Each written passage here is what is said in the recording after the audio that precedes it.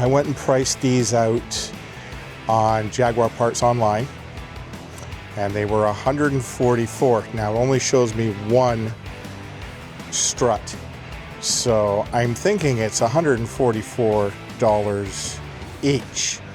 So that means times 2, this is getting expensive. So you figure after tax and everything, you're closer to $200 per strut. So that's $400. But that's not really, and that was a discounted price that I saw. Retail, manufacturer's suggested retail price was around $198 per strut. And that's expensive when you start looking at it. So there are alternatives that can be looked at.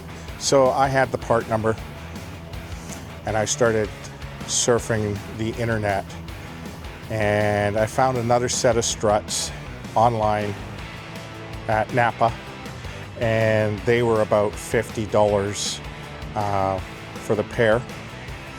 Problem is, they are 3 to 6 weeks out, maybe longer. So I started looking other places. So I started cross-referencing the part numbers.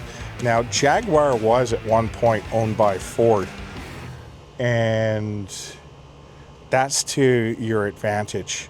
So I started looking up and cross-referencing this part, and I found another place, Euro Parts, and I'll show these websites up as I'm talking, and they were a little bit cheaper,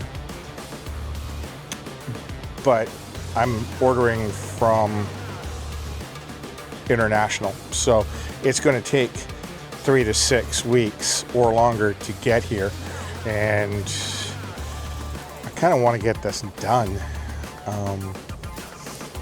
So I looked on Amazon, and lo and behold, on Amazon, I found exact fit for my year, make, and model of Jaguar. And it didn't break the bank. And I ordered these 2 days ago, and they were here today. So the first thing that I wanted to check was to see that they are truly the same size. And yes, they are.